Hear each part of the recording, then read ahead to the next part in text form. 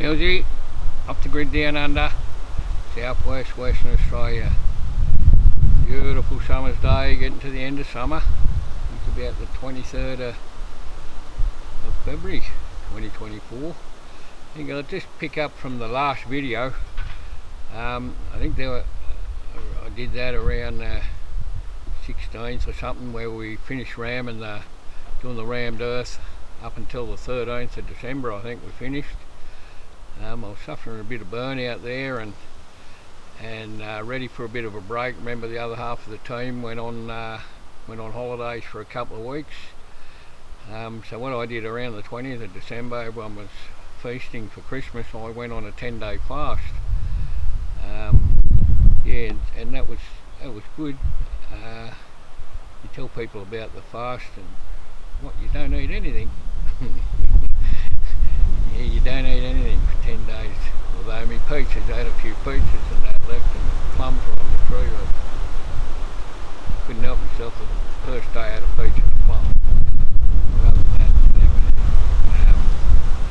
so yeah, on the build, so I think I was suffering a bit of burnout because I was looking for help, and also I wasn't confident with cutting the birds' mouths and that on the beams, and I knew how big those beams were there for the rafters, and they're all well over 6 metres, 6.5 metres, some 6.6, close to 7, and they're heavy, real heavy, carry they are, and so I was looking to get help. I wasn't confident cutting the birds' mouths, and because I had limited timber, you never get that timber again. No one will cut it for you. You never get timber that long cut like that again. That's old timber. So I didn't want to really stuff it up, so I wasn't that confident. And what happened between Christmas and New Year, my mate Jens wanted to have a look at the rammed earth. That's the guy that runs the courses here, and he wanted to have a look, so he taught me it all and sort of inspired me with the rammed earth. So he come out and had a look, and he said he was going to help me. He sort of offered to help for a high price, and I was changing from my top plates. Originally I was just going to, all them bolts sticking up out of the rammed earth, I was going to cut them off and drill and put the beams on top. But he suggested we put 2 bits of wood down each side of the bolts. So I thought, oh yeah, well let's do that. That's pretty easy. And he suggested we get a crane, you know, for a few hours, a crane, lift them up, dump them up there, then we shuffle them around. All good, yeah, great idea. So off I was, and I was going to get plates and have a hole in it, sit it over the bolt, have a couple other holes in the steel plate and drill it into the thing. So I was getting quotes on the plates. Guy never got back to me. I rushed up and got all these LVL beams to run down the top plate, and then it didn't work out with Jens and all that, and I woke up one morning and I saw I just drilled and put the beams on top in the donger, and I did the same on the first donger, but it wasn't the beams, it was only 100 by 40 or 4 by 2. So I drilled that and put it out, had a little system of how I was doing it. Anyway, yeah, so we progressed, and I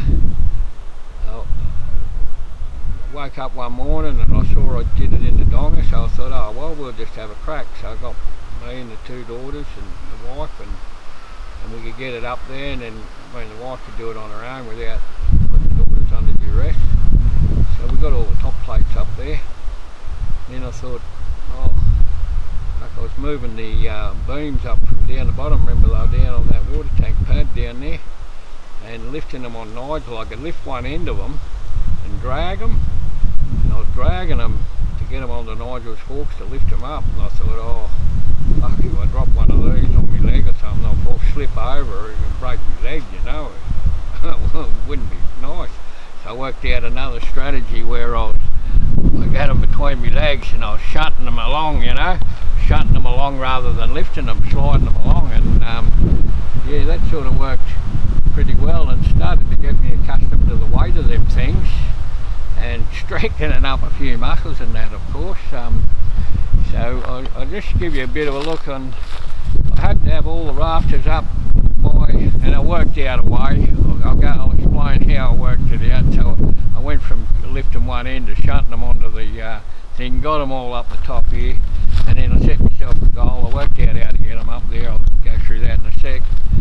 I worked out a goal to have them all in place by the next full moon, which is tomorrow night. And there they are. All the rafters are up there now.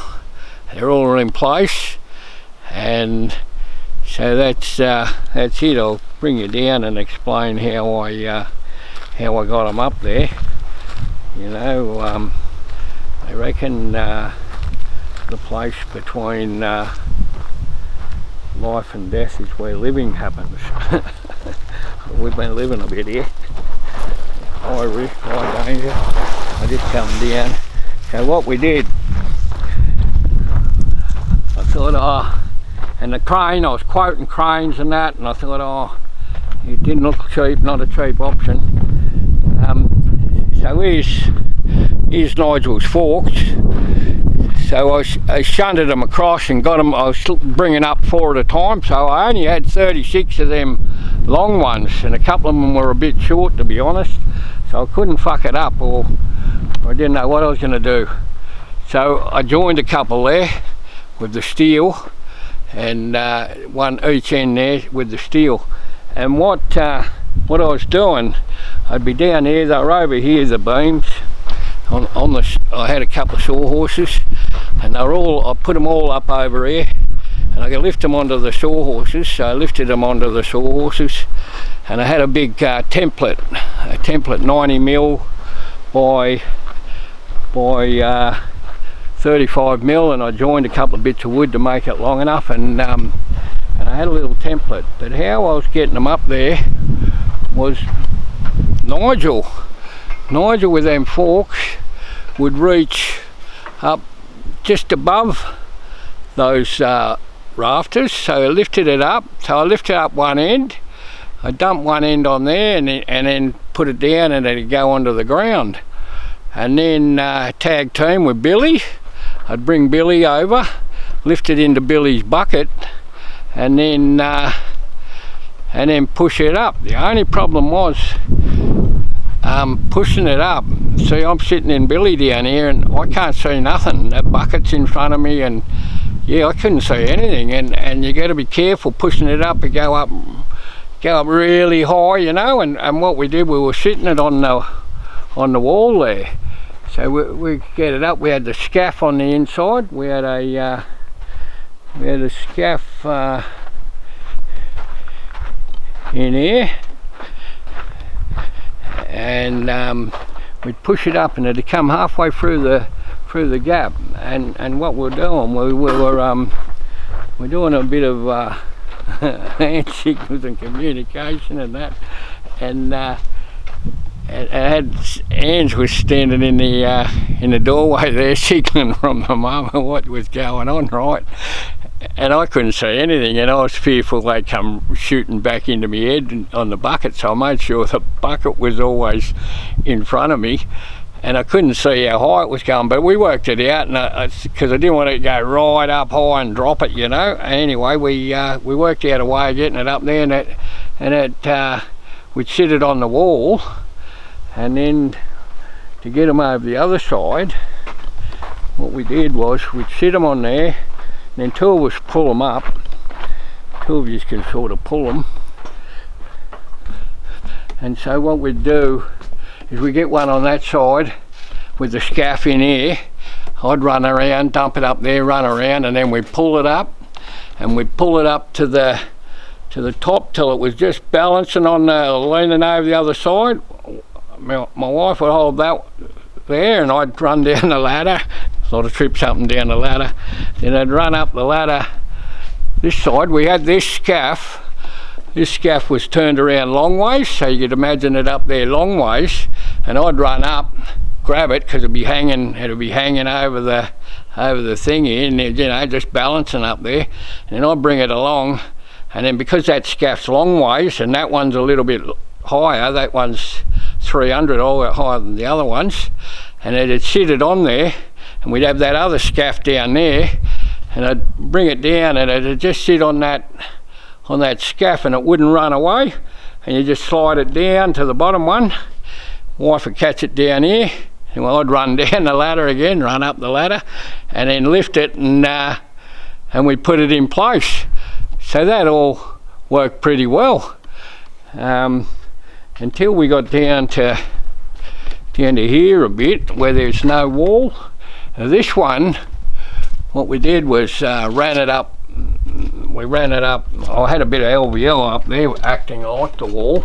But what we actually did with that one is we ran it up and sat it on that, I don't know if you can see it, on that wall that's running up, the wall that's going up. So we sat that one on there, and down here it became a bit of an issue where there's no wall. So what we did is, for the first couple, we didn't want the wife up there because it was landing on we had a LVL across the top of the safety bars on the scaff, and we had them long ways, not crossways, and I didn't want my wife up there, so it all got a bit dicey towards the end, and then in the end I sent the wife up there, up the scaff, and she handled it. So yeah, we got them all done. All the rafters are up, they're all bolted in position, and cut these end bits, put these pine up here for the gutters, and yeah, rafters are up now. I had a comment. There's the LVL beams. Yeah, lost the load, my first load coming down from Perth. You know, they want you to rig it different on your ute. They don't let you hang it over the back no more, and the angle's fucking critical. And yeah, I lost a load, and a bit of a story on that one. Yeah, so we're doing the battens now. I did a few battens. My battens are on the piss a bit. Yeah, and it's a little bit wavy. We chisel a bit out, and anyway, it'll keep the rain off, I'm pretty sure. Yeah, put a bit of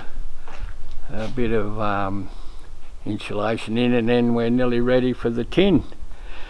Weather-wise, folks, here it's been pretty brutal over here. Like it got to the end of January, and it was a mild all the way up to the end of January, and I thought, oh yeah, here we go, another mild summer like the last couple of years. And bang, February. In the first 20 days of February, we had 8 days over 40. The other day it was 40.8, 42.8. Trees, I bought a bit of water, had to buy a bit of water. We're all in survival mode, let alone keep everything growing. Yeah, you can see a bit, and that down in the bush there, that Banksia stuff, that's even turning all brown, looks like it's dying. And yeah, but I think that might be the end of it. It was brutal heat, so we're working a bit slower. Yeah, so that's it, folks. That's the rafters. Here's a bit more. I'll let you know. Have you ever heard the term of hard grind? Like you work really hard, I don't know, it might be an Australian thing, a hard grind, and you go, oh fuck, that was a hard grind, right? What happened when I was building this place? These, like we started down this end, right, and trying to get the angle of the roof and that when you're building the walls. I don't know if you can see up there. I built, that one was a little bit higher. I wanted them to be close as I could to the rafters, that middle wall, and you can see how the rafters, the wall's a bit higher than the rafters, right? So those ones up there, I had to grind it out, and man, it's like stone. I was grinding it with a 3-inch grinder. And what happened when I was building, right? I was building it, and the way I'd do it, I'd come up and there was a 300. The last board was 300 mil board. And what I was doing is I was going about 25 mil or 30 or 40 mil below the top of the the 300 board, and then when you get going, and I did there, and I probably did walls elsewhere, and then when I got over to here, right, I went to the top of the 300 mil board, and yeah, all flush with the top, and then it wasn't up until over here that I realised, oh no, you don't go to the top, you got to go down. So I went even lower down here, but grinding that out, man, that was a hard grind. I did the first 3 with the 3-inch grinder, and then I knew these ones were deeper, and I thought, no way, I'm not using the 3-inch grinder. I went and got a 9-inch grinder. It made it a little bit easier, but yeah, I don't know where the hard grind comes from, but that was a hard grind. And down here, because I stuffed up there, I made sure this one was even a little lower, and the 9-incher handled that easy. That was nothing coming out of there after grinding them other ones. And just give you a look at what had happened. That there is what it the earth turns it into rock. That's just natural rock, and this is the rock up here that it turns into. So it's, you know, I'm not saying I've turned it into that, but that's sort of what it was like. I was like grinding. Yeah. And that's it, folks. A bit of a hard grind, and I think I was doing that in February. But yeah, I'm stoked now. The rafters are up. Get the battens on this side, but yeah, getting the battens on this side will be a bit of a headache. We have to set up the scafts and pull them down. Over here we're just sliding the scafts along, and they're not light to move. Good if they're on wheels. We just drag them. 4 of us dragging them around is all right. 2, it's pretty hard. A lot of trips up and down the ladder. Yeah, so that's about it. Got hundreds of passion fruits off that. I didn't get around to getting you a video on the passion fruits. And a bloke in Hawaii made a comment on the old videos. He said, you know, why haven't you got footage of me doing it all? You know, he wanted footage, and he wanted footage to show me and the boys working. No boys working here, just me, old 60-old, you know, well into my 60s, and my wife and 2 teenage daughters. That's it, bro. Yeah, so when I finished, I'll let you know why I haven't done any footage. There's a few reasons. I'll let you know when I'm all done, to be honest. Yeah, so looking forward to some cooler weather. Cool today. The nights are getting a little bit cooler. Yeah, and hopefully some rain comes soon, but we don't get much rain through here in summer. It starts in autumn around April and that, May. Yeah, so enjoy your day. We've been going pretty hard, and yeah, getting closer. Yeah, we'll catch you in the next video.